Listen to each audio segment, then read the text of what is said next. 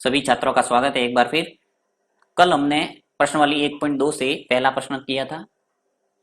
आज बढ़ते आगे और दूसरा प्रश्न लेंगे। दूसरा प्रश्न है कि पूर्णांकों के निम्नलिखित युग्मों के एचसीएफ और एलसीएम ज्ञात कीजिए तथा इसकी जांच कीजिए कि दो संख्याओं का गुणनफल बराबर होता है एचसीएफ इंटू एलसीएम।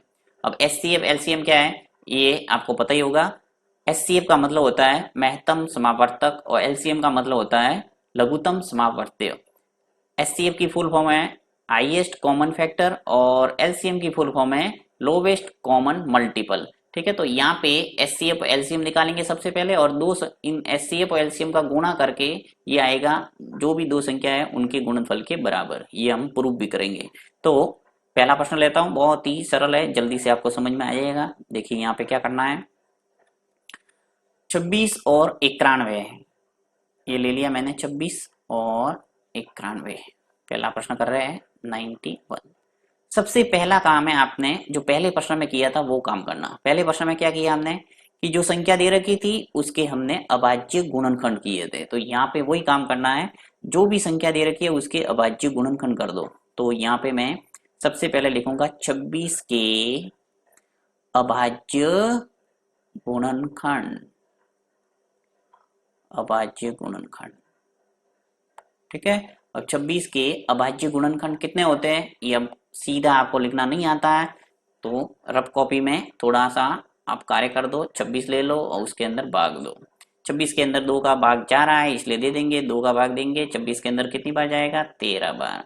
अब 13 में 13 का ही भाग जाएगा क्योंकि अभाज्य संख्या है, तो यहाँ पे सीधा आ जाएगा ये 13। और 13 में 13 का भाग कितनी बार गया, एक बार। यानी कि आपके जो 26 है उसके अभाज्य गुणनखंड निकल के आ गए हमारे पास 2 इंटू 13।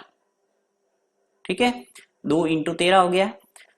इसी प्रकार आपको 91 के अभाज्य गुणनखंड करना है, यानी जो भी संख्या दे रखी है उसके अभाज्य गुणनखंड करना है। तो यहाँ पे 91 उसकी कर रहा हूं मैं अभाज्य गुणनखंड। अभाज्य गुणनखंड,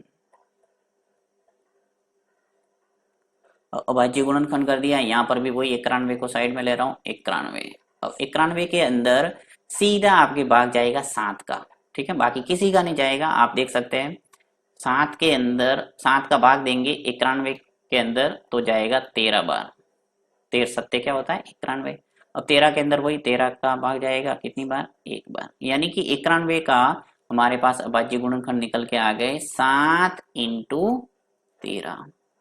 अब जिसने जो पहला प्रश्न नहीं देख पढ़ा है उसको थोड़ा यहाँ अलग लग रहा होगा, इसलिए आपको पहला प्रश्न पढ़ना जरूरी है। मैथ्स के अंदर इस बात का हमेशा ध्यान रखें कि आप क्रम से अगर चलेंगे तो ही आपको समझ में आएगा, क्योंकि जब पहला आता है तो ही दूसरा समझ में आएगा और दूसरा आता है तो तीसरा समझ में आएगा। हमेशा एक क्रमबद्धता रहती है मैथ्स के अंदर, तो आपको हमेशा ध्यान रखना है कि हर वीडियो को अच्छे ढंग से देखें तो ही आपको समझ में आएंगे सारे वीडियो। ठीक है, तो 26 के अभाज्य गुणनखंड 2 इंटू 13 हो गए और 91 के अभाज्य गुणनखंड हो गए 7 इंटू 13। अब आपका काम होता है, यहाँ पे इसने पूछा क्या है कि पूर्णांकों के निम्नलिखित युग्मों के एचसीएफ और एलसीएम ज्ञात कीजिए। तो यहाँ पे हम सबसे पहले एलसीएम निकालते हैं, उसके बाद में निकालेंगे एचसीएफ। तो यहाँ मैं निकाल देता हूं 26 तथा 91 का एल सी और एम। ठीक है, अब एलसीएम निकालना अच्छे ढंग से समझ लेना कि एलसीएम कैसे निकालते हैं और एचसीएफ कैसे निकालते हैं। एक बार आपने समझ लिया तो अच्छे ढंग से जीवन भर कभी नहीं भूलेंगे एलसीएम क्या होता है और एचसीएफ क्या होता है। अभाज्य गुणनखंड कर दिए और अभाज्य गुणनखंड करने के बाद में एलसीएम निकालने के लिए आपको देखना है कि प्रत्येक संख्या की उच्चतम घात देखना है। तो प्रत्येक संख्या यानी 2 दिख रहा है इसमें, एक एक मुझे 13 दिख रहा है और एक 7 दिख रहा है, अलग अलग संख्या सब देखना है। अब देखिए 2 की जो हाईएस्ट घात है वो कितनी है, एक ही है। यहाँ पे अगर आप घात लगा के समझेंगे तो जल्दी समझ में आएगा, इसलिए मैं क्या करता हूँ थोड़ी घात लेके आपको बता देता हूँ ताकि समझ में आ जाएगा। देखिए 2 की घात कुछ नहीं है तो मैं 1 लगा सकता हूँ। ठीक है, 13 के ऊपर कोई घात नहीं है तो 1 लगा सकता हूँ। 7 के ऊपर कोई घात नहीं है 1, और 13 के ऊपर कोई घात नहीं है 1। ठीक है, ये लगाना नहीं है, समझाने के लिए आपको बता रहा हूँ। अब 2 के ऊपर घात 1 है, यानी 2 की जो हाईएस्ट घात है वो 1 ही है, तो 2 आ जाएगा नीचे। आपको गुणा करना है। ठीक है, यहाँ से लाइन है थोड़ी हटानी पड़ेगी। 2 की घात 1 ले लिया, ठीक है। फिर नेक्स्ट, अब देखो आगे दूसरी बड़ी संख्या कौन सी है, 7 है तो 7 ले लो, 13 भी ले सकते हैं, पहले कोई फर्क नहीं पड़ता, गुणा ही है। तो देखिए 7, अब 7 के ऊपर हाईएस्ट घात क्या है, 1 ही है, तो 7 की घात 1। कुल मिला के ये हम क्यों कर रहे हैं, क्योंकि यहाँ पे अगर जैसे 2 की घात 1 होती और यहाँ पे 2 की घात 2 और होता, तो मैं 2 की घात 2 लेता, न कि 2 की घात 1। वो आगे सवाल के अंदर क्लियर हो जाएगा, क्योंकि वहां पे अलग अलग गुणनखंड होंगे। अब यहाँ पे तो सब अलग अलग ही संख्या और घात एक ही है, इसलिए ज्यादा समझने को नहीं मिलेगा। अब देखिए 2 की घात 1 और 7 की घात 1, फिर आ जाएगा 13 की घात 1, क्योंकि यहाँ पर भी 1 है और यहाँ पर भी 1 है, तो 13 की घात आ जाएगा 1। तो ये हो गया हमारे एलसीएम। अब मैं इसको देखिए वापस घात हटा देता हूँ और 2 इंटू 7 इंटू 13 इन सब का करना है आपको गुणा। 2 की घात 1 क्या होता है, 2 ही। 7 की घात 1 7 ही होगा, 13 की घात 13 ही होगा, तो 2 इंटू 7 इंटू 13 इन सब का कर देंगे गुणा। तो गुणा किया तो क्या आ गया हमारे पास, 182। गुणा कर लेना, देखिए 2 इंटू 7 करेंगे तो 14 आ जाएगा, और 14 का गुणा जब 13 से करेंगे तो 182 आ जाएगा, ठीक है। अब नेक्स्ट निकालते हैं हम एचसीएफ। तो एचसीएफ के लिए आपको सिंपल सा तरीका अपनाना है कि जो कॉमन है वो हो जाएगा आपके एचसीएफ, बस, यानी दोनों में जो दिख रहा है वो हो जाएगा एचसीएफ। तो एलसीएम से सरल है एचसीएफ निकालना, तो इसको मैं हटा देता हूँ थोड़ा।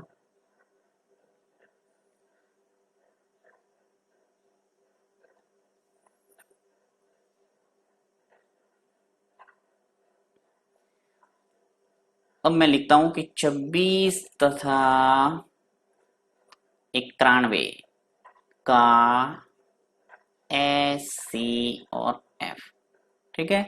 यानी 26 और 91 का एचसीएफ निकालना। तो एचसीएफ निकालने के लिए आपको क्या देखना है कि दोनों में न्यूनतम घात कौन सी है, कॉमन घात में न्यूनतम देखना है, और कॉमन संख्या देखना है। कॉमन का अर्थ है दोनों में दिखना चाहिए। देखिए 2 इसमें है परंतु इस संख्या के अंदर 2 गुणनफल के रूप में नहीं दिख रहा है। 7 इसमें है परंतु इसके अंदर आपको नहीं दिख रहा है। 13 एक ऐसी संख्या है जो इसमें भी आ रही है और इसमें भी आ रही है, इसका मतलब 13 ही क्या है, इसका एचसीएफ। तो 26 और 91 का जो एचसीएफ है वो आ गया हमारे पास 13। अब जैसे यहाँ पे 13 की घात 2 होता और यहाँ 13 की घात 1 होता, तो मैं क्या लेता, 13 की घात 1। इस बात का आपको ध्यान रखना है, यानी एलसीएम के अंदर तो आपको उच्चतम घात देखना है और एचसीएफ के अंदर आपको न्यूनतम घात देखना है, साथ में कॉमन होना चाहिए। तो आगे सवाल के अंदर और क्लियर हो जाएगा। बढ़ते आगे, 26 तथा 91 का एचसीएफ हो गया 13। अब आगे और कह रहा है, इसने 2 बातें यहाँ पे पूछी है कि पूर्णांकों के निम्नलिखित युग्मों का एचसीएफ और एलसीएम ज्ञात कीजिए। तो वो तो हमने काम कर दिया है, हमने एलसीएम निकाल दिया 182 और एचसीएफ निकाल दिया 13। एक काम तो हो गया। दूसरा जो पूछा इसने कि इसकी जांच कीजिए कि 2 संख्याओं का जो गुणनफल है वो एचसीएफ और एलसीएम के बराबर होता है। तो हम कर देते हैं वापस जांच इसकी, तो सत्यापन कर लेते हैं। यहाँ सत्यापन लिखो, जांच लिखो, कोई भी लिखो, मैं जांच ही लिख लेता हूँ। जांच करते हैं, ठीक है। यानी एचसीएफ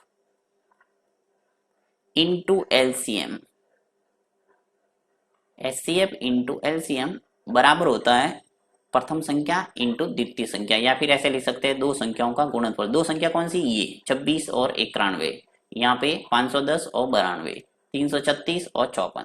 यानी इन 2 संख्याओं का गुणनफल और जो आपने एलसीएम और एलसीएम निकाला है इनका गुणा इन दोनों बराबर आने चाहिए, तभी आपने सही निकाला होगा एचसीएफ और एलसीएम। तो एचसीएफ एलसीएम बराबर 2 संख्याओं का गुणनफल लिख लो, 2 संख्याओं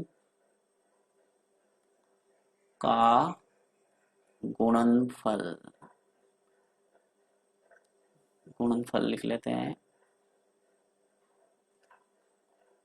गुणनफल। आप ऐसे भी लिख सकते हैं प्रथम संख्या इंटू द्वितीय संख्या, ठीक है। तो एचसीएफ और एलसीएम आपने कितना निकाला है मैं लिख लेता हूँ। देखिए यहाँ से 182 लिख लेता हूँ, 182, फिर इंटू एलसीएम, सॉरी यहाँ पे पहले मैंने एचसीएफ लिखा तो एचसीएम लिख लेता हूँ। ये जो एचसीएफ है वो कितना निकाला मैंने 13, तो 13 लिख लेता हूँ। और एलसीएम, एलसीएम कितना लिया है 182, तो 182 फिर बराबर दो संख्याओं का गुणनफल। दो संख्याएं कौन सी है? 26 और 91। तो ले लेता हूं मैं 26 और 91। अब गुणा करके देख लो, देखिए 13 और 182 का रफ कॉपी में गुणा कर दो। तो जब गुणा करेंगे तो आपके आएगा 2366। अब गुणा करके देख लेना आप, मैं गुणा करके आपका टाइम वेस्ट नहीं करूंगा। फिर 26 और 91 इसका गुणा करके भी आप देखेंगे तो आपके आ जाएगा 2366। ठीक है, यानी दोनों पक्ष है वो बराबर आए, बाया पक्ष बराबर है दाया पक्ष। तो यही मैं यहाँ पे प्रूव करना था कि दो संख्याओं का जो गुणनफल है वो बराबर आता है एचसीएफ और एलसीएम के। ठीक है, तो ये है पहला प्रश्न का सॉल्यूशन। अब इसके अंदर कोई कमियां रही है, आपको समझ में नहीं आया, तो नेक्स्ट प्रश्न के अंदर इसकी पूर्ति हो जाएगी। हम लेते हैं दूसरा प्रश्न। दूसरा लेता हूं मैं 510 और 92। इन संख्याओं के आपके सबसे पहले एचसीएफ निकालना है, एलसीएम निकालना, और फिर दोनों का गुणा करके देखना है क्या दोनों संख्याओं का गुणनफल के बराबर आ रहा है या नहीं आ रहा है। तो यहाँ पे ले लेता हूं मैं सबसे पहले 510 के अभाज्य गुणनखंड करते हैं। 510 के अभाज्य गुणनखंड, 510 के अभाज्य गुणनखंड करते हैं। चलिए रफ कॉपी में काम करते हैं, थोड़ा रफ कार्य कर रहा हूं ये मैं। 510, अब 510 के अंदर देखिए 2 का भाग इजीली जाएगा। ठीक है, तो 2 का भाग देंगे तो कितनी बार चला जाएगा? यहाँ पे 2 का मैं भाग दूंगा 510 के अंदर तो आ जाएगा सीधा 255। आधा कर दो सीधा, 510 के आधे कितने हो गए? 255। अब 255 के अंदर आपके किसका भाग जाएगा? 3 का। तो 3 का भाग कितनी बार गया? 8 तिया 24 और 1 5 तिया 15, 85 बार चला जाएगा। 3 का भाग 255 के अंदर 85 बार गया। फिर वापस देखिए 3 का भाग तो जाएगा नहीं, किसका जाएगा? यहाँ पे 5 का भाग जाएगा सीधा। तो 5,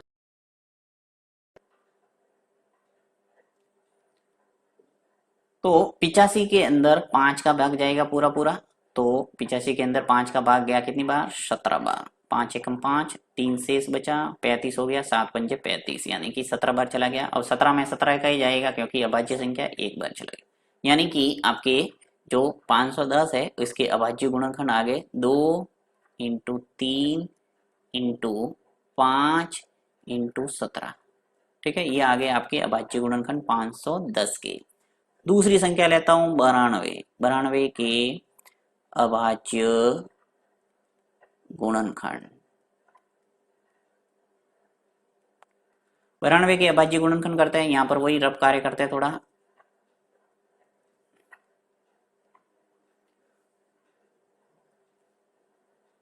(92) और 92 के अंदर 2 का भाग जाएगा कितनी बार जाएगा? 46 बार। ठीक है, 46 बार चला गया। फिर वापस 2 का भाग जाएगा 46 के अंदर 23 बार, और 23 में 23 का ही भाग जाएगा एक बार। तो यहाँ पे अभाज्य गुणनखंड आ गए हमारे पास 2 इंटू 2 इंटू 23। अब देखिए यहाँ पे इसको मैं क्या करता हूँ, घात के रूप में लिख लेता हूँ ताकि आपको समझने में आसानी रहेगी। तो यहाँ पे मैं अलग कलर के अंदर घात के रूप में लिख लेता हूँ इसको। देखिए यहाँ 2 की घात 1 है, ठीक है, 3 की घात 1 ही होगा, 5 की घात 1 ही होगा, और 17 की घात 1 ही होगा। यहाँ 2 इंटू 2 इंटू 2 इंटू 2 2 ही है, तो 2 की घात 2, और ये जो है 23 है, तो 23 की घात आ जाएगा 1। अब हम निकालते हैं एचसीएफ और एलसीएम। तो सबसे पहले मैं निकालता हूं एलसीएम। तो 510 तथा 92 का एलसीएम। तो एलसीएम निकालने का तरीका मैंने क्या बताया था कि प्रत्येक संख्या की उच्चतम घात देखना है। प्रत्येक संख्या की उच्चतम घात, तो एक संख्या कौन सी है? 2 है, तो 2 की घात 1 है यहाँ पे, और यहाँ 2 है, वो 2 की घात 2 है। तो कौन सा लेना है आपको? 2 की घात 2 को लेना है। ठीक है, तो यहाँ ले लिया 2 की घात 2। समझ गए? अब आपको देखिए 3 है, तो 3 की घात 1 आपको यहाँ दिख रहा है, यहाँ कोई नहीं है, कोई बात नहीं, आपको 3 की घात 1 को लेना है, तो 3 की घात 1 ले लेंगे। फिर इंटू 5 दिख रहा है यहाँ, ठीक है, 5 की घात 1 ले लो, यहाँ कोई है ही नहीं 5। फिर 17 है, 17 की घात 1 दिख रहा है, 17 की घात 1 ले लो आराम से। ले लेता हूं मैं 17 की घात 1 और 23 दिख रहा है एक मुझे, तो 23 की घात 1, यानी प्रत्येक संख्या आनी चाहिए, पहली बात तो ये, और उसकी उच्चतम घात आनी चाहिए, इस बात का आपको ध्यान रखना है। तो 2 की घात 2 आ गया, 3 की घात 1 आ गया, 5 की घात 1, 17 की घात 1, 23 की घात 1। अब घात कोई खुलती है तो खोल दो, नहीं तो 1 है तो वही रहेगा, तो 2 की घात 2, यानी 2 इंटू 2 लिख लो। फिर 3 की घात 1 है तो 3 ही होगा, 5 की घात 1 है 5 ही होगा, 17 की घात 1 17 ही रहेगा, और 23 की घात 1 23 ही रहेगा। सबका करो गुणा, 2 इंटू 3 इंटू 5 इंटू 17 इंटू 23, इन सबका गुणा कर सकते हैं आप रफ कॉपी में। जब गुणा करेंगे तो आपके आएगा 23,460। ठीक है, गुणा करके देख लेना, 23,460, ये आप गुणा करके देख सकते हैं। अब मैं निकालता हूं एचसीएफ, दोनों संख्याओं का निकालते हैं एचसीएफ। तो एचसीएफ निकालने का तरीका क्या बताया था मैंने, कि आपको कॉमन संख्या देखना है, साथ में न्यूनतम कॉमन देखना है, यानी दोनों में होना चाहिए, और सबसे न्यूनतम जो घात होगी वो हम लेंगे। तो यहां लिख लेता हूं मैं 510 और 92 का एचसीएफ। 510 और 92 का एचसीएफ वापस आपको अभाज्य गुणनखंड के अंदर देखना है। देखिए सबसे पहले तो देख लो कि कॉमन संख्या कौन सी है। यहाँ पे देखिए 2 इसमें भी दिख रहा है, इसमें भी दिख रहा है, यानी ये काम का है। बाकी 3 इसमें है, इसमें नहीं है, छोड़ो इसको। 5 इसमें है परंतु इसमें नहीं है, काम का नहीं है। 17 इसमें दिख रहा है परंतु इसमें नहीं है, और 23 इसमें है और इसमें नहीं है। इसका मतलब जो कॉमन नहीं है, जो दोनों में नहीं है, वो तो हमारे काम का है ही नहीं। अब आपको दूसरी बात देखना है कि जो छोटी घात है उसको लेना है। तो 2 की घात 1 है और यहाँ 2 की घात 2 है, तो आपको कौन सा लेना है, 2 की घात 1 को। तो यहाँ ले ले लूँ मैं 2, 2 की घात 1। अब 2 की घात 1 क्या होता है, 2 ही होगा, यानी जिसके ऊपर घात कोई नहीं है वो एक घात है। ये मैंने समझाने के लिए एक एक एक एक लिखा है। अब आपको प्रैक्टिस होने के बाद एक लिखने का काम ही नहीं है, आप ऐसे ही सवाल को सीधा कर देंगे। तो यहाँ पे आ गया हमारे एचसीएफ कितना, 2। अब वापस वही जांच करेंगे हम, और जांच में देखेंगे कि क्या ये दो संख्याओं का गुणनफल है वो बराबर आ रहा है एचसीएफ इंटू एलसीएम के। तो लिख लेता हूं मैं जांच। जांच में वही ये सूत्र लगा सकते हैं, ऐसा का ऐसा, ये का ये लिख लेता हूं। चलिए मैं, देखिए दो संख्याओं का गुणनफल, दो संख्याओं का गुणनफल बराबर एचसीएफ इंटू एलसीएम। ठीक है, तो दो संख्या कौन सी है जो दे रखी वो 510 और 92। तो यहाँ लिख लेगा 510 इंटू 92, फिर बराबर एचसीएफ एलसीएम जो निकाला है वो लिख लो। एचसीएफ क्या निकाला आपने, 2, तो ये आ गया 2, और एलसीएम क्या निकाला है 23,460, तो 23,460। ठीक है, अब गुणा करके देख लो दोनों पक्ष बराबर आ रहे हैं या नहीं आ रहे। तो यहाँ पे जब गुणा करेंगे 510 का गुणा 92 से होगा, तो आएगा आपके पास 46,920। ठीक है, और 2 का गुणा जब 23,460 से करेंगे तो भी आएगा आपके 46,920, यानी दोनों पक्ष बराबर है। इसका मतलब ये सत्यापित हो गया कि दो संख्याओं का जो गुणा होता है वो बराबर आता है एचसीएफ और एलसीएम के। ठीक है, आगे ऐसे बहुत सारे सवाल मिलेंगे जिसके अंदर आपके कोई नहीं कोई एक संख्या नहीं होगी, वो आपको निकालने का बोला जाएगा। यानी दो संख्या दे रखी है और आपको एचसीएफ दे रखा है तो एलसीएम पूछेंगे, तो इस सूत्र के माध्यम से हम निकाल सकते हैं इजीली।